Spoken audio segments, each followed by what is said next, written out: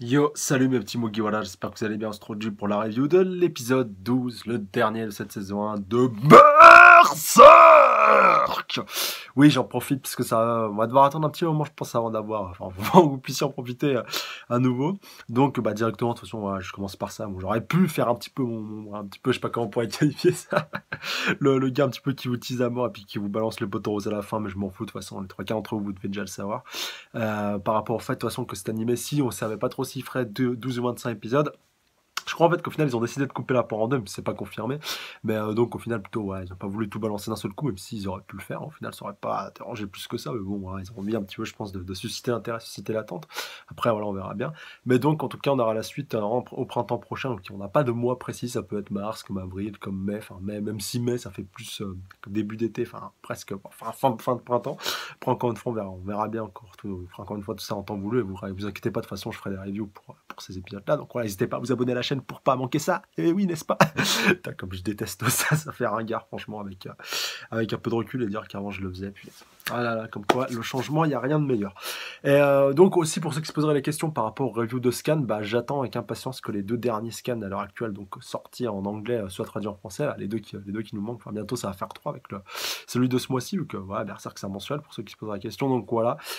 Donc d'ici le printemps, il y aura quand même, je pense, du Berserk sur la chaîne si ces chapitres-là sont traduits et qu'une team reprend ce boulot, vu que la team One Piece Scan, si je dis pas de bêtises, qui était la team qui se chargeait de ça dernièrement, en tout cas celle qui a traduit les derniers chapitres, voilà, bosse sur One Piece un petit peu en parallèle de ça, alors qu'il y a d'autres teams aussi qui bossent sur One Piece. Donc ouais, t'as plusieurs teams sur One Piece, et la seule team qui bosse justement sur Berserk, il n'y a pas d'autres teams pour bosser sur Berserk, et du coup, voilà, ça fait une situation assez ubuesque, assez invraisemblable, mais voilà, que voulez-vous en faire un petit peu avec. Et donc, par rapport à cet épisode-ci, alors pas grand chose, si quand même, il y avait pas mal de choses, mais c'est plus un épisode d'épilogue, de toute façon, comme vous l'avez vu avec la fin de l'épisode précédent. Et puis même, voilà, si vous avez la preview, de toute façon, là, vous vous en doutiez bien, de toute façon, que cet épisode-ci serait plus la conclusion et l'épilogue de cette première partie, enfin en tout cas de cet arc-là, ça c'est sûr, et aussi de cette première saison de l'animé, bon voilà, avec... de toute façon, ça coïncide avec le manga. Et bien sûr, ça annonce encore une fois du très très lourd par rapport à la suite. Et si vous avez vu de toute façon le petit trailer, le petit teaser, le petit teasing de la fin de l'épisode par rapport à la suite, justement, et le prochain arc qui sera adapté, vous savez très bien que le meilleur, encore une fois, est à venir. Et puis même par rapport au manga, là on en est actuellement, encore une fois, le meilleur est à venir aussi par rapport à ça. Donc on reprend les choses dans l'ordre avec le début de cet épisode. Donc on va retrouver la petite Nia, donc hashtag la petite pleurnicharde et la nana, voilà, la nana fragile et la relou de service, mais vraiment puissance 1000. Donc ouais, qui a pas arrêté de nous souhaiter. D'ailleurs, vraiment un point qui m'a vraiment fait tilt quand je matais l'épisode. Bon voilà, c'est vrai que d'habitude je suis plus concentré sur ce titre, mais voilà, là c'était vraiment c'était vraiment les paroles tout le temps. Lucane, Lucane, Lucane, Lucane, Lucane, Lucane, Lucane. Ouh, j'avais envie de la tarter celle-là à un moment donné. Enfin voilà, désolé, je sais qu'il faut pas frapper les femmes, mais là franchement, punaise, elle me commençait vraiment à me saouler. Même si c'est vrai qu'à la fin, vraiment la toute dernière phrase de fin qu'elle a eue à la toute fin de l'épisode, donc voilà. Bon, je reviendrai un petit peu après. C'est vrai que ça coïncide un petit peu par rapport à son personnage. Et justement, tu vois qu'au final, elle n'a pas été si inutile que ça. Enfin inutile, tout est relatif. Enfin, voilà, c'était un petit peu le personnage relou. C'était un peu le Jar Jar Binks de service. Enfin, voilà, même un running gag aussi, on peut le qualifier comme ça, même si... tout est relatif en question d'humour. Mais moi, voilà, elle me faisait plus marrer qu'une chose, la petite Nina. Et donc, pour revenir par rapport à elle, donc ouais, ça a refoutu encore une fois dans un sacré guépier. Donc, rappelez-vous, à la fin de l'épisode précédent où elle était tombée dans le vide, justement, on n'avait rien trouvé mieux que de se mettre dans un guépier puis de se casser la gueule de je sais pas combien de mètres. Donc, vous en doutez bien qu'elle s'est cassé la jambe et du coup, elle peut pas trop se déplacer. Donc, voilà, elle leur dit, venez à l'aide, venez m'aider. Finalement, ouais, il y avait voilà, quelqu'un à l'aide. Au final, il y a beaucoup de monde qui sont venus, peut-être un petit peu trop. Et elle a été sauvée in extremis par Luca, voilà, qui en plus, un petit peu après, voilà, l'a même enfermée dans un tonneau, histoire qu'elle bouge pas, de toute façon, comme elle lui dit, c'est quelque chose qui colle qui est tout à fait pour toi. Donc, voilà, t'as en plus une grosse trouillarde, une grosse pleurnicharde comme toi, c'est fait tout à fait pour toi. Donc, voilà, tu restes là-dedans, tu bouges pas, à part si elle est claustro, voilà, ça aurait vraiment été le comble de l'ironie, mais bon, au final, voilà, elle arrive à s'en tirer sans trop de difficultés, comme on le verra de toute façon un petit peu après. Voilà, laisser un petit peu Luca au milieu des amérantes justement qui étaient en train un petit peu d'apper un petit peu tout le monde. Et puis quand on va le voir à la fin de l'épisode, enfin je sais pas si vous avez bien tilté ça ou qui matez dans l'animé, c'est vrai que dans le manga c'était beaucoup plus significatif et beaucoup plus probant, alors que là ça a été un petit peu nexté et éclipsé. Désolé, je vous jure que c'était pas fait exprès ce jeu de mots, pas du tout voulu. Mais que voilà, tout le monde est mort quoi, excepté la petite bande qu'on a à la fin avec Dame Farnèse, Serpico, punaise, Azan. Et puis tout, voilà, même j'ai Luca, Jérôme, tout ça, Isidoro, bah, et puis même Guts, Casca et puis Puck, voilà, pour tous les citer, bah, il y a personne d'autre qui a survécu. Enfin voilà, tous les habitants, ils sont morts. Enfin voilà, à part ceux qui étaient un petit peu en bordure, en périphérie de la ville, bah, comme les prostituées justement, voilà, qui étaient, enfin les copines de Luca, qui justement, elle avait un petit peu anticipé, avait réussi à se mettre au loin justement de tout ça, mais voilà, tout ce qu'est le campement, où justement la marque, le stigmate justement des God Hands était apparu, donc voilà, tout le camp de réfugiés en fait, et puis tous les habitants de la tour du châtiment, donc les chevaliers des chaînes sacrées, donc excepté encore une fois Jérôme et puis tout notre petit trio de tête, et bah tout le monde est mort. Tout le monde est mort. Enfin voilà, tout le monde s'est fait avoir, tout le monde s'est fait happer par les ténèbres. Tout le monde au final a succombé à l'éclipse. Et donc ouais, on a bien eu encore une fois une éclipse 2.0 avec pratiquement que des morts. Même si elle a été un petit peu moins meurtrière que la première, celle-là, mais quand même. Voilà. Puis elle a pas marqué les protagonistes comme elle a marqué ceux que la première avait marqué, mais quand même. Enfin, voilà, elle a été assez significative. Bref, pour en revenir encore une fois à Guts, donc ouais, qui continue un petit peu de motiver ses troupes. Donc ça, c'était avant que le jour se lève, où vraiment il leur dit allez, allez, faut résister, faut tenir le coup. Enfin, voilà, de toute façon, comme il l'avait dit à la fin de l'épisode précédent, faut tenir sur les remparts et tout, faut rien lâcher, faut vraiment se donner à 200%. Et en parallèle de ça, bah, t'as Isidoro qui se dit mais comment ça se fait et tout que punaise, que ça arrive qu'à nous, que voilà, qu'ils veulent pas nous lâcher, pourquoi faut que ça se passe ici comme par hasard maintenant, et puis alors, voilà, c'est à cet instant précis, et que surtout, bah, que, voilà, on en soit directement les victimes. Et Puck, voilà, même si Guts, il a pas directement dit qu'il était lié à ça. Enfin, ils ont eu l'occasion d'en parler, mais c'est vrai qu'ils n'étaient pas trop entré dans les détails par rapport à ça. Et Puck, de toute façon, tu le vois bien jeter un coup d'œil à gauche à droite par rapport au stigmate justement de Casca et Pete Guts, et il sait de toute façon que c'est ces deux-là qui sont responsables de ça, de manière indirecte, encore une fois, bien entendu. Si vous avez vu la première éclipse, vous savez encore une fois très bien pourquoi. Et en parallèle de ça, donc comme je vous disais, bah, il y a Dame Farnese, donc voilà, qui est vraiment, encore une fois, pour moi, vraiment, c'est le personnage central de Stark aussi, même de l'anime, même de manière globale, parce que c'est vrai qu'elle apparaît directement dès le deuxième épisode, et franchement, voilà, franchement, donnez-moi votre avis global dans les commentaires par rapport à ça, vraiment ceux qui ont découvert Berserk avec l'anime. Dites-moi si Dame Farnese, au début, vous la détestiez, et qu'à la fin justement, ici, bah, à la fin de Stark aussi, enfin, pas vous l'avez kiffé non plus, mais est-ce que vous l'avez apprécié en mieux? Enfin, voilà, est-ce qu'il y a eu un petit mieux par rapport à Dame Farnese? Est-ce que c'est un personnage que vous avez appris à apprécier, vous avez apprécié justement, enfin vous avez pris beaucoup pardon, du plaisir à découvrir. Enfin, voilà, donnez-moi votre avis dans les commentaires par rapport à ça, vraiment ça m'intéresse au plus haut point, parce que c'est un de mes personnages préférés, et de toute façon vous aurez encore une fois l'occasion de le voir par la suite, puisque là vous avez découvert qu'une infime facette de la personnalité de Dame Farnese, et vous aurez l'occasion de voir que c'est encore une fois bien plus complexe et bien plus intéressant que ça, et c'est vraiment un super personnage, et en tout cas je la kiffe, moi je la kiffe. Et pour revenir justement à elle, rappelle-moi au début de cet épisode-ci, bah, tu vois encore une fois qu'elle est un petit peu tiraillée avec Guts et tout, enfin voilà, elle sait pas trop sur quel pied danser et tout, tu vois qu'elle est un petit peu tétanisée, un petit peu pétrifiée, mais en même temps, elle a beaucoup d'admiration pour Guts, alors qu'avant, elle le méprisait comme si c'était pas possible. Voilà, rappelez-vous vraiment les premiers épisodes de cet animé-là, et là, bah finalement, même Guts lui dit, oh, tu vas finir par te bouger ton derrière ou quoi, à un moment donné, enfin voilà, t'as une torche, faut peut-être que tu t'en serves et tout, donc voilà, toi aussi, faut que tu te bouges pour pouvoir aider un petit peu tout le monde, voilà, vu que justement, ils s'attaquaient des deux côtés, donc voilà, d'un côté, t'as Guts qui est en train de gérer un petit peu tout le monde, et puis de l'autre côté, bah, t'as Serpico et puis Azan qui aussi sont en train un petit peu de bloquer tout ça. Enfin aussi Isidoro, je crois pas que. Non, je crois qu'Azan était encore en bas à ce moment-là, vu qu'il les a rejoints un petit peu après. Puis du coup, Dame Farnese, voilà, qui va rentrer un petit peu dans l'art et puis qui va y aller un petit peu bien comme il faut. Et au final, c'est pas plus mal. Faut arrêter d'être spectateur. Faut être aussi acteur à un moment donné. Enfin, voilà, en plus, c'est pas le petit Isidoro, voilà, qui est un gamin et qui est hyper actif, qui va te dire le contraire. Enfin, voilà, faut pas laisser tout le boulot au gamin. Toi, t'es une adulte et tout, t'es chef en plus d'un ordre de chevalier, donc voilà, c'est pas rien non plus, et tu te dois justement de montrer l'exemple, comme elle va justement nous le montrer un petit peu après, enfin nous le montrer à la fin de l'épisode. C'est vrai que c'est assez tendancieux quand tu vois la big décision qu'elle décide de prendre quand même. Ensuite, bah, va arriver le climax de cet épisode, en fait, directement avec la fin, vraiment l'apogée de l'éclipse, si on peut vraiment le qualifier comme ça. Donc, ouais, avec vraiment les amérantes qui sont encore une fois un petit peu plus enchaînées, un petit peu plus vraiment entraînées, voilà, qui se donnent vraiment d'une seule et même voix, qui justement un petit peu comme la peau de Bélite, comme on avait vu un petit peu avant, donc ouais, qui ont chacun un petit peu le même objectif, même si on se demande un petit peu c'est lequel, et on va un petit peu le comprendre, on va vraiment le comprendre un petit peu mieux vers la fin de l'épisode avec vous savez qui. Et en plus de ça, on a un petit peu la prophétie qui commence un petit peu à se réaliser avec un personnage d'ailleurs qui était apparu au tout premier épisode et qui réapparaît dans cet épisode-ci et qui réapparaît en plus dans la préo, donc j'ai pas envie de vous spoiler par rapport à ce personnage-là, vu que vous en doutez bien, il va être un petit peu important par rapport à la suite, mais voilà, qui semble un petit peu savoir pas mal de choses et qui sera très intéressant, je pense, voilà, à aborder une fois en tout cas qu'il rentrera, puis qu'il fera son apparition dans le manga. Je vous en dis pas plus. Et donc, bon, au final, bah, l'éclipse se termine, le jour commence un petit peu à se lever, donc on va voir un petit peu après, bah, voilà, tout le monde est un petit peu content, youpi, on a survécu, même si pratiquement tout le monde est mort. Enfin voilà, tout le monde a été absorbé par ces âmes errantes, justement par la haine de ces âmes errantes. C'est vrai que j'ai pas trop insisté sur ce point-là, mais c'est vrai que par rapport au petit dialogue entre Puck et Isidoro, par rapport à ces créatures-là, voilà, qu'est-ce qu'elles sont, qu'est-ce que c'est que ça? Tout simplement, même de manière globale, bah, c'est tout simplement des âmes errantes, la haine surtout matérialisée des âmes errantes. Donc à la fois de ceux qui ont trépassé, qui sont morts, une fois et aussi de ceux qui se sont fait affecter, et qui du coup bah, sont aussi morts un petit peu voilà, de fait et puis de facto, comme on va le voir un petit peu après, à cause de ça, à cause de cette contamination, qui est un petit peu comme une maladie qui pullule, voilà, qui se répand un petit peu comme une épidémie, enfin, voilà, qui fait vraiment beaucoup de ravages, et que bah, voilà, encore plus quand on va voir justement l'hécatombe que tout cela a provoqué un petit peu après, même si encore une fois, il n'y a pas voilà, toute une montagne de morts qui nous est montrée non plus, même si ça aurait pu être tout à fait le cas, voilà, ça reste du berserk, hein, faut pas oublier, enfin, voilà, on n'est pas dans le monde de, on n'est pas dans le monde de oui oui là, et du coup bah voilà, tu vois quand même qu'il y a eu il y a eu beaucoup quand même de sacrifices et de morts innocents, même comme ça si on peut le qualifier ainsi. Et donc bah, le jour se lève, donc bah, la petite Nina, vous allez peut-être dire, voilà, la petite rouillarde, elle a réussi à s'en tirer, donc voilà, même au moment donné, on avait vu qu'elle a commencé un petit peu à reprendre espoir à l'intérieur de son tonneau. Elle disait, waouh, punaise, mais c'est en fait au moment où je commence le plus à me rapprocher de la mort que j'ai le plus envie de vivre et tout. Voilà, je sens que mon corps il est tout chaud et tout, même si je crache du sang et tout, même si je suis malade, même si je sais que je suis condamné, je réussis, je vais tout faire pour réussir à survivre. D'ailleurs, tu vois le tonneau un petit peu valdinguer dans tous les sens. Et finalement, bah voilà, le jour se lève, tout le monde est content, donc voilà, elle sort un petit peu de son tonneau, ouais, youpi, j'ai survécu et tout, Lucane, t'es passé où? Donc voilà, même Isidoro qui la retrouve, qui lui dit, oh, toi t'étais là, t'as survécu et tout.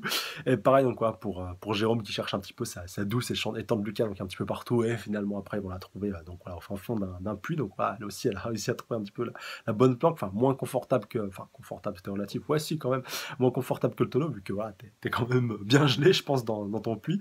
Et du coup, bon, voilà, au moment en fait, où elle est remontée, bah, Jérôme voilà, voulait récupérer un petit peu sa chair étante, donc voilà, serrer dans ses bras, la galocher, voilà, lui faire beaucoup de bien. Et finalement, bah, voilà, il se l'a fait happer par Nina qui retrouvait enfin voilà, sa chair Lucane, et qui se fait un petit peu friendzoner. Ouais. C'est pas vraiment tout à fait friendzoner, sauf si t'as vraiment des penchants très pervers et que tu penses vraiment à des choses assez glauques et sadiques entre et perverse, pardon, entre Nina et puis Luca, bien entendu, mais bon, de toute manière, c'est pas le sujet. Et quand on va le voir un petit peu après, bah, ça va être un peu l'occasion, comme on l'avait vu un petit peu précédemment, enfin, c'était apparu à deux, trois petits fragments, à deux, trois petites occasions dans les épisodes précédents, donc les Kushan, donc ouais, c'est un petit peu ces envahisseurs, ces Perses, voilà, tu peux vraiment les qualifier, les identifier à l'Empire Perse, avec leur chef, donc Silat, comme on le voit, enfin, leur chef, c'est pas leur, enfin, avec un de leurs chefs, bon voilà, quand je me dois quand même de vous le dire, de toute façon, vous comprendrez un petit peu mieux tout ce qui tourne autour des Kushan avec, dans les arcs à venir, enfin, voilà, avec des gros arcs bien consistants et bien conséquents, voilà, le hashtag teasing de ouf, et du coup, bah, Silat, voilà, qui en plus avait affronté Guts par le passé, bah, ça, de toute façon, on l'avait vu via le petit flashback qu'on avait eu quand on avait vu son apparition, donc ça, voilà, c'est pas du spoil, et que du coup, bah, lui veut vraiment à tout prix, voilà, capturer Guts, capturer un petit peu sa bande, donc en plus, ils ont réussi à les encercler et tout, et du coup, bah, voilà, Guts qui va devoir un petit peu les défier, comme, bah, voilà, qui va devoir vraiment les massacrer, puis les éclater, voilà, même si Silat, on sait parfaitement qu'il envoie tous ses soldats au casse-pipe, mais tout ce beau monde, bah, va être interrompu, et va être un petit peu, voilà, tout le rythme qui commence un petit peu à se mettre en place, voilà, le fait qu'on va vous acculer, puis on va vous bloquer, puis on va vous capturer, va être interrompu par une arrivée un petit peu impromptue. Bah, je pensais déjà directement à celle du Faucon Blanc, mais un petit peu avant, c'est vrai qu'il y a eu celle de Zod, faut pas l'oublier, donc, oui, Zod qui était apparu dans l'épisode précédent, enfin, qui était apparu une fraction de seconde avec le Skull Knight, donc je pense que je l'avais reconnu par rapport à ces gros yeux rouges qui scintillent et qui brillent et qui luisent comme des rubis. D'ailleurs, en plus, le Skull Knight l'a suivi directement. Et du coup, voilà, avec son apparence, bah, du coup, en forme d'apôtre, bon, voilà, c'est pas un énorme spoil non plus, mais de toute façon, vous en doutez bien qu'il n'est pas tout à fait normal, qu'il n'était pas tout à fait clean. Et donc, voilà, quand même, Zod, c'est pas un petit. De toute façon, vous avez bien vu, je pense au niveau de son apparence, tout, c'est pas un petit client, c'est du très lourd, c'est un très gros combattant. Et du coup, bah, comme on le voit, voilà, bah, il vient tout simplement pour parachever, pour terminer un petit peu cette éclipse-là avec le retour du Faucon Blanc, le retour de celui que plus personne attendait, voilà, qui est un petit peu le responsable de toute cette hécatombe et de tout ce qui s'est passé avec l'éclipse, ce pourquoi tout simplement voilà, l'apôtre Béélite s'est un petit peu décarcassé et a tout fait pour pouvoir mettre en place justement cette éclipse-là. tout ce pourquoi autant de personnes sont mortes, simplement pour que lui puisse vivre cet enfoiré de Griffith. De toute façon, voilà, de toute façon, Guts, il l'a bien souligné, voilà, il a bien vraiment, il a bien mis en avant un bon paquet de fois, donc voilà, en gueulant Griffith et tout, bon, pas autant qu'il a pu le faire par le passé, ou même, je pense qu'il le fera à l'avenir non plus quand il aura l'occasion de le retrouver. Mais voilà, quand même, c'était pas mal. Et puis donc, tu vois, Tam Farnes, c'est un petit peu à ça, donc il lui dit, ah, il le connaît et tout, donc voilà, d'accord, c'est quoi ce délire, machin et tout. Et donc, bah, Griffith, ouais, un petit peu comme d'habitude, qui a réussi à attirer l'attention sur lui. Bon, après, on peut dire qu'il est bellâtre, hein, il faut le souligner, hein, c'est quand même un atout qu'il a toujours eu, cet enfoiré de service. Et donc, bah, qui finalement, voilà, va même pas prononcer un seul mot. Donc, voilà, tu vois, encore une fois, la badassitude et puis le charisme du mec. Voilà, pas besoin de prononcer un seul mot, tout le monde a l'attention vraiment focalisée sur toi, tout le monde ne voit que toi, ne pense qu'à toi, ne vit que par toi. Ah non, là, je trouve vraiment, j'abuse un petit peu, mais limite, c'est ça pendant une fraction de seconde. Et donc, bah, après, tu vois les autres qui commencent un petit peu à se tirer avec lui. Et puis après, voilà, en parlant de ça, bah, ça permet un petit peu à nos compagnons de faire un petit peu de diversion. Sauf à Guts et Casca qui, eux, bah, restent encore une fois prisonniers des Kushan. Voilà. Et puis même Silat, on parlait de ça, qui avait demandé donc aller récupérer Griffith et tout. Donc, bien entendu, il connaît son identité. Encore une fois, de par ce qui s'est passé par le passé. Voilà, je ne peux pas trop entrer dans les détails par rapport à ça. Je vous invite encore une fois à revoir le début du manga si vous voulez un petit peu mieux comprendre le pourquoi du comment de tout cela. Et donc, bah, finalement, bah, c'est Sbire qui se font complètement massacrer puis laminés par Zod. Enfin, là, Griffith, il a même pas besoin de forcer un petit peu son talent. Enfin, en même temps, il est à Walpé, voilà, il est pas armé, donc je sais pas trop comment il aurait fait. Et Zod qui agit un petit peu comme un garde-fou, et puis comme un bon serviteur dévoué. De toute façon, tu vois bien, voilà, pliage de genoux, et puis tout le service qui va avec. Et puis donc, après, voilà, il s'en va en mode vraiment en mode classe, voilà, en déployant un petit peu ses ailes et puis en se cassant comme si de rien n'était. Mais voilà, vraiment, toujours très classe, des Griffith, ça c'est, faut quand même le souligner. Et en parallèle de ça, bah, t'as la petite bande, donc, de Serpico, toute la clique, Adam Farnèse et puis Luca et tout ça. Donc, Isidoro commence un petit peu à se casser puis à s'éclipser. Donc, voilà, puis en plus, c'est vrai, toute l'armée Kushan qui est en train d'arriver. Donc, tout le gros de l'armée Kushan, mais tu te demandes pourquoi ils sont arrivés. Enfin, voilà, vu que Zod et puis Griffith part justement à ce moment-là. Donc, tu vois vraiment que vous n'avez pas trop envie d'engager le combat. Et donc, bah, c'est Guts, voilà, qui a quand même récupéré un cheval. Alors, tu sais pas trop où il l'a récupéré, ce cheval, parce qu'il n'était pas présent d'ailleurs. Enfin, voilà, je sais pas trop, ça sort de la cuisse de Jupiter, celui-là, limite. Et du coup, bah, ouais, il arrive à récupérer donc Casca sous le coude, et puis commence à découper un Dragon Slayer, donc voilà, juste pour fuir, il va pas tout y éclater. Et puis, comme même Nina, voilà, ça faisait un petit sendant, comme on va le voir un petit peu après par rapport à Casca et tout. Même Luca va le rassurer, va lui dire, donc, de toute façon, t'en fais pas, voilà, Guts, il est avec elle, donc voilà, t'inquiète pas pour elle, ça va très bien se passer. Et Puck aussi, qui est parti avec eux, comme on le revoit directement à la fin de cet épisode-ci. Donc, faut quand même le souligner, c'est vrai qu'il aurait pu rester avec Isidoro et avec toute cette clique-là. Et donc, bah, finalement, il préfère rester auprès de Casca et puis de Guts, qui au final n'est pas si mal que ça. Et donc, bah, après, on parle de ça, on va suivre un petit peu cette nouvelle bande constituée, même si ça va durer seulement un certain temps. Donc, bah, c'est là où je vous disais qu'ils vont se rendre compte un petit peu de ce qui s'est passé. C'est vrai que j'ai pas trop parlé, mais le chevalier Azan s'est aussi pointé à ce moment-là. Au moment, en fait, tous les Kushan étaient en train un petit peu de les encercler, puis avait capturé les nanas, bah, Azan s'était pointé, puis donc, il leur avait dit, oh, vous prenez qui? Vous prenez pour qui, là, encercler des femmes et tout. Et donc, il avait pris part à ce qui s'était passé à ce moment-là. Donc, il avait quand même perdu tous ses hommes. Il est le seul survivant. Encore une fois, c'est pas rien. Et du coup, bah, un petit peu après, donc une fois qu'ils sont réussi à s'extirper des Kushan et qu'ils retrouvent les amis prostitués de notre cher Luca, donc vraiment en périphérie, puis en bordure de la tour du châtiment, là vraiment dans la pampa et puis dans la cambrousse. Donc tout le monde est un petit peu content d'avoir réussi à survivre. Bon, ça, quelque part, c'est un petit peu le plus important, vous allez me dire, c'est le b.a.-ba, c'est la base. Après, je pense qu'il y avait aussi d'autres habitants et villageois qui avaient peut-être fui juste à temps, donc ceux qui étaient avec je pense, nos amis prostituées, donc peut-être qu'elles avaient fui donc un petit peu plus loin, parce que c'est vrai qu'à ce moment-là, donc même, je crois que c'est qui avait dit, qui avait mentionné ça, je crois que c'est frère Jérôme, donc qui avait dit, haha, donc voilà les trouillards et tout, qui ont décidé de fuir et de se casser, donc elle manque vraiment pas de toupet, donc je pense pas qu'il parlait seulement des prostituées, mais c'est aussi, il y avait un petit attroupement à ce moment-là, il y avait un petit camp qui avait été, de réfugiés qui étaient présents, et donc le gars qui lui avait dit, oh, jette-leur pas la pierre et tout, donc au final, c'est eux qui ont eu raison, vu qu'ils ont réussi à survivre par rapport à ça, et donc, voilà, même si toi, t'as réussi à survivre, bon, quelque part, c'est un petit peu aussi grâce à Guts, mais bon, voilà, lui, même si c'est vrai que lui, il était au cœur du combat, puis au cœur du charbon, voilà, si on peut s'exprimer ainsi. Mais voilà, va pas leur jeter la pierre, parce qu'au final, ils peuvent pas se défendre, ils sont pas des chevaliers, ils sont pas armés non plus, donc voilà, ils ont fait un petit peu tout ce qu'ils pouvaient faire, et au final, ils ont réussi à survivre, donc faut pas leur jeter la pierre pour si peu, encore. Bref, c'est pas la peine, quoi. C'est vraiment pitoyable, quoi. Et d'ailleurs, Luca va faire quelque chose de très très beau, donc en ramassant donc deux trois petites fleurs histoire de faire un petit bouquet. Donc c'était quand même assez joli pour rendre hommage justement à tous ceux qui ont succombé, qui n'ont pas pu s'en tirer justement de ce massacre de la tour du châtiment. Donc que ce soit à la fois donc les chevaliers des chaînes sacrées, que ce soit Encore une fois, un petit peu pour les mentionner comme ça, les hérétiques, les hommes de foi, tout ça.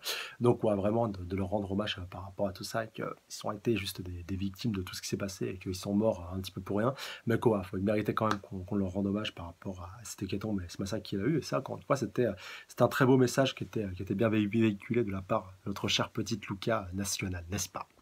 Et donc, un petit peu après, c'est le petit Isidoro donc, qui décide lui aussi de plier bagage, même si, voilà, les deux, trois petites filles prostituées. Alors, c'est pas Luca, voilà, contrairement à ce que certains pourraient croire, parce que voilà, Luca, quand même, elle est un petit peu plus âgée, et puis elle est déjà avec Jérôme, donc voilà, ça aurait été un petit peu déplacé de dire ça. Mais donc, il lui propose une petite passe, donc voilà, un petit peu tranquille, voilà, histoire de le récompenser de ses hauts faits accomplis.